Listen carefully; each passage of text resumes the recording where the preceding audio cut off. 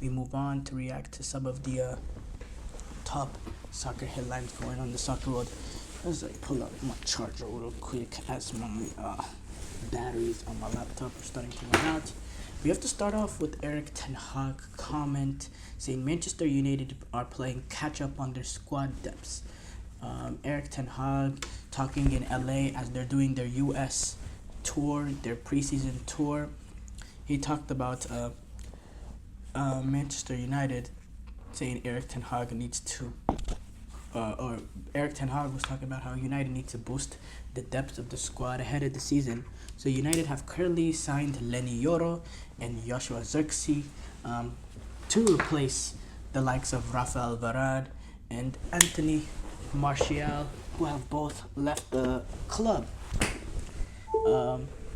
Speaking during a press conference,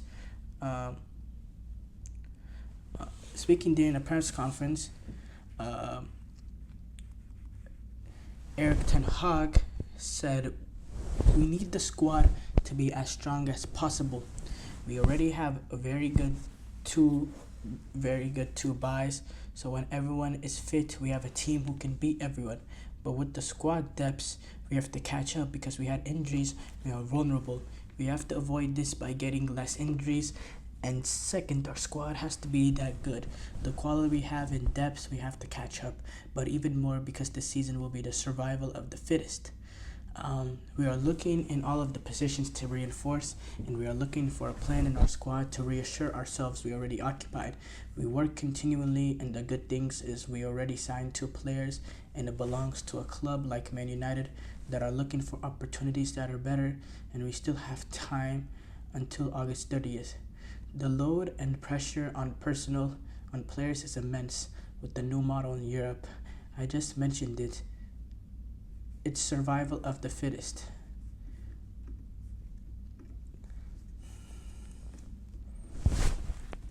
John Herdman, former Canadian manager, current manager of Toronto FC, former manager of the Canadian men's national team and the Canadian women's national team. Not back-to-back, obviously. Canadian men's national team for a few years, and then before that he had a long stretch, the Canadian women's national team. There was some reports post the issue going on with Canadian women's soccer team with the drone coverage and all that.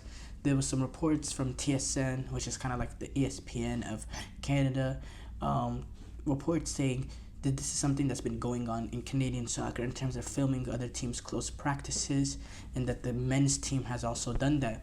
17 players on Canadian, according to reports from TSN, it said 17 players on Canada's men's soccer team attended a briefing on August 31st, 2021, as they watched as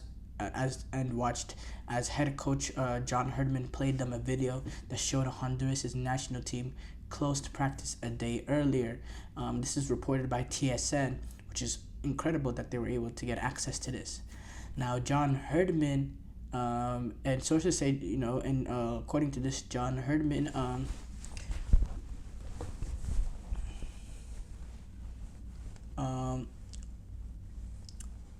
and also it was discovered that Brave Priestman likely was aware of what was going on, highly likely aware of the incident, which led to a suspension by Canadian soccer.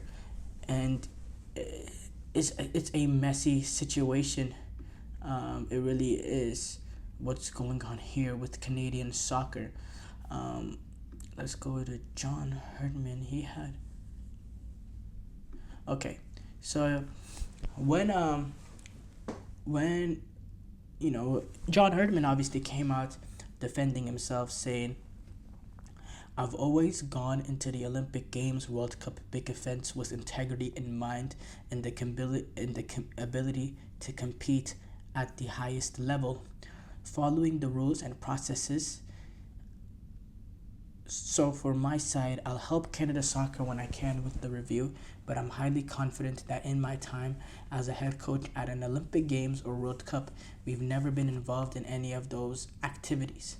And obviously, he says Olympic Games or World Cup. talking about his time at with the Canadian women's team and men's team, because the women's team played in Olympic Games and the men's team. He's coached the men's team at a World Cup. He's coached the women's team at a World Cup. The Canadian team actually won bronze under John Herdman at the 2012 game in London, and the 2016 games in Rio. He was also head coach of the Canadian women's team when they went to the World Cup. I think he's been charging the 2015 World Cup, I believe. We can check this actually right now. John Herdman. He's coached multiple World Cups for Canada. Obviously, he coached them at the 2022 World Cup, the men's team at the 2022 World Cup. He coached the women's team in the 2015 World Cup and the 2015 World Cup. I believe that's the only time he coached them at the World Cup, actually. Yeah, he coached them at two Olympics and the 2015 World Cup. And then he left in 2018 to take over with the men's job. He was not the coach of the team at the 2019 World Cup. So yeah, he coached them at two Olympic Games and one World Cup, and he did really well with them, got the men's job. And then he quit to coach Major League Soccer's team, Toronto FC. Bev Priestman, who's the current head coach of the Canadian women's team, she actually was the former assistant to John Herdman, and then succeeded Kenneth Hayner Moeller as Canadian women's coach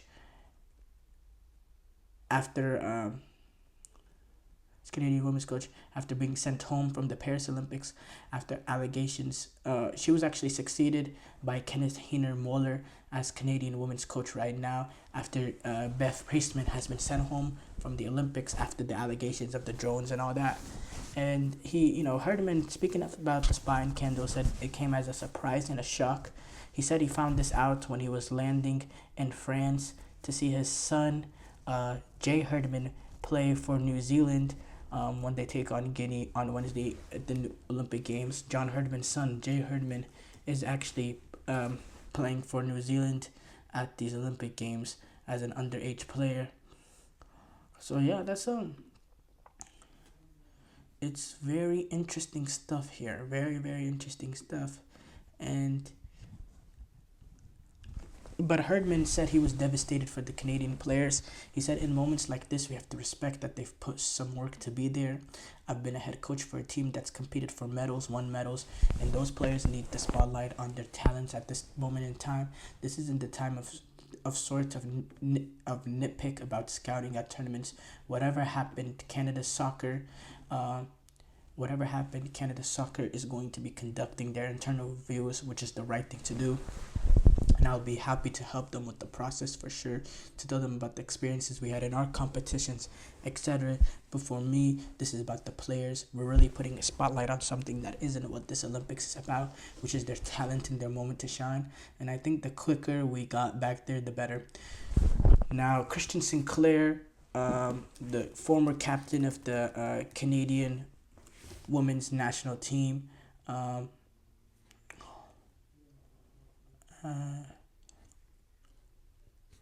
it says former captain, but is she not the captain right now?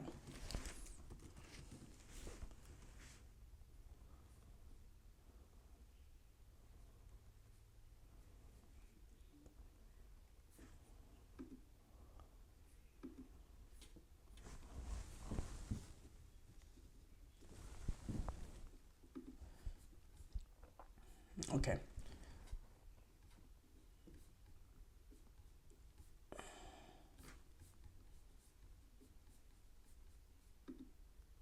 Oh, she's retired from the Canadian women's national team. Yes, I forgot about that. Okay.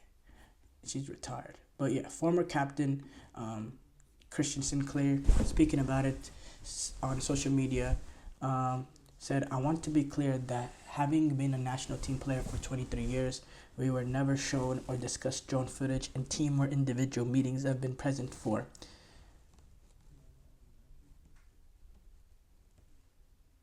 But yeah, it's such an interesting conversation, and I'll see how big of an impact this sort of search has. Canadian soccer, they've been through a lot. And this is another thing that they have to manage, and I'll be very interested to see how this goes. Thank you guys for tuning into the GSMC Soccer Podcast presented by the GSMC Sport Network. Your support means a lot to us, so please remember to subscribe to the show and leave a positive review. It really does make a difference. We also invite you to follow us on Facebook, Twitter, TikTok, and Instagram for more content and updates. Thank you once again and have a wonderful, wonderful day.